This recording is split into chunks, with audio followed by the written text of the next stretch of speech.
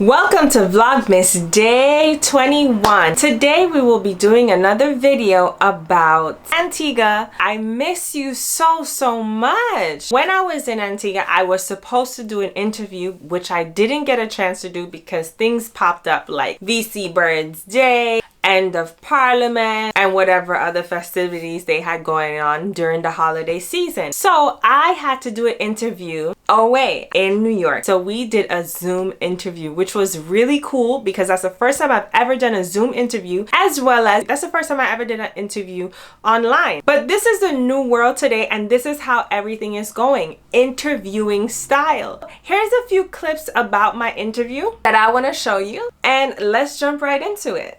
Good morning, and welcome back to ABS. We have on Skype with us today Miss Akila James, professional tennis player. Welcome to the show, Akila. Hey. How's it going? How's it going there? You're back in It's the cold. What's your cold? Because I know New York don't get below sometime 20 degrees now, so I want to know what kind of cold. It's about 30 today. Cold, that's nothing. That's cold. I remember when the first time I saw you, that's when we were at the Pan American Games in Peru, right? Yeah. So you were representing Grenada then. Yeah. How was that? What was that transition like coming from, you know what I mean, being able to go and tour and play to then now, you know, having to be at home, find new ways to work out, and how did that? It was tough. Going through COVID was tough because we couldn't practice here in New York. It was tough because you can't necessarily compete. So it's like you're practicing but without the competition. So that's tough because now returning this year, it might take you a couple of matches to get into another rhythm. So I know you say it's tough without competition, but did it give you a chance to really kind of zone in on, okay, these are my weaknesses, these are things I need to work on, and now I get to more time to focus on them? Well, it always does that, but you know, you have breaks. You could do that in preseason. You know, you don't need a year to zone in and see and no way. That's a long time. Anyways, it was more than a year. We still in pandemic, but it was a very long time.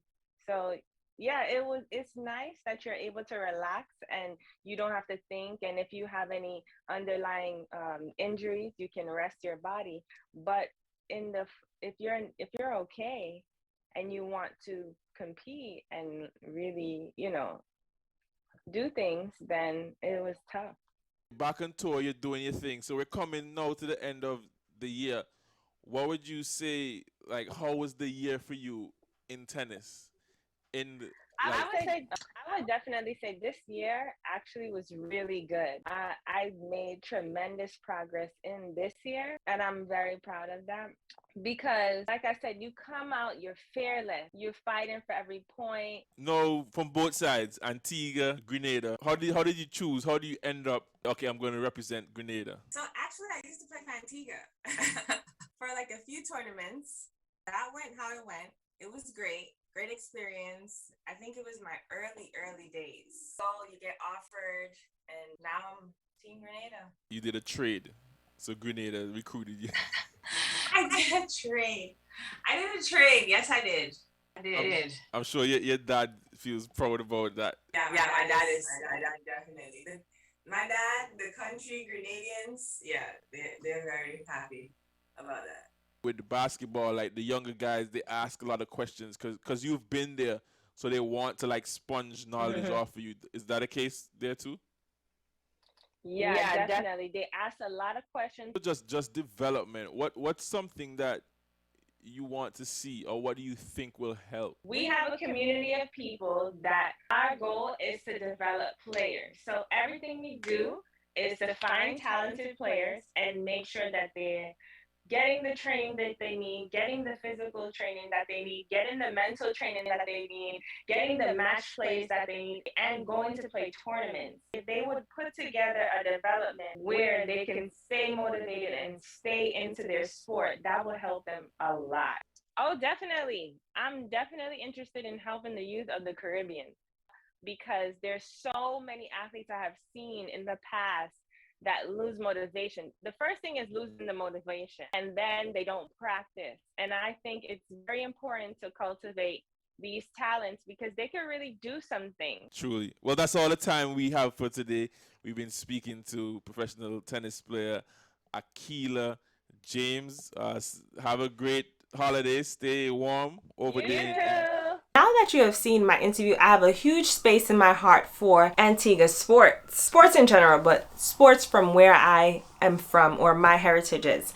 So my mom is from Antigua, my dad is from Grenada. I currently play when it comes to games for Grenada. I used to play for Antigua, but now I currently play for Grenada. However, when I played for Antigua, I learned so much then that I've seen so many athletes come out of Antigua that are really, really good and that need help with cultivating their skills and really elevating and going to the next level. So this interview was supposed to highlight the tennis that is going on in Antigua, as well as my personal tennis skills and what I have accomplished in my life, as well as what the future of Antigua tennis could be, which is very bright once certain things are in place. Right now, Antigua has a few rising stars. Sibley is one of Antigua's best. I am very grateful that I had an opportunity of being in her life and playing with her and really imparting my knowledge into her, as well as seeing her grow and develop as an athlete. That is what it's about, because we too were once athletes who needed help and guidance and motivation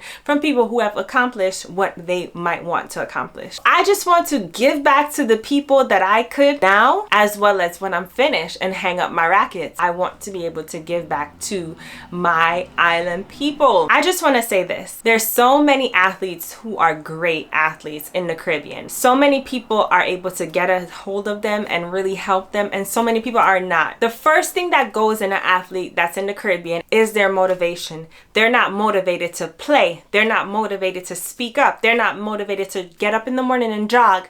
They're not motivated to eat right. And it is very hard to watch athletes like that. One thing I want to tell you athletes when you see that is continue to watch movies or skits or YouTube videos on athletes that you like, to keep that motivation and to keep that creative side of you running, because it is so easy for you to let it go. You're going to see a lot of your peers start drinking, start smoking, start partying, start working. They're going to put aside their dreams for what they have to accomplish right now. I want you to know, athlete that is watching this video that is underprivileged, don't give up and don't lose motivation. Keep going. Please keep going. The Bible says hope deferred makes the heart sick. And once you will feel hopeless in your situation, bad things try to come upon you. So this is the time for you to really guard and protect your motivation, guard and protect your craft, guard and protect your dedication, and guard and protect your courage. You might have to make moves that you have not seen yet in yourself. You might have to make moves that no one has to know about. Do it. Try to get your green card. Try to talk to people about getting a visa. Try to talk to people who you know about getting into colleges, whether it be JUCO, whether it be D1, whether it be D2 or D3 or NAIA.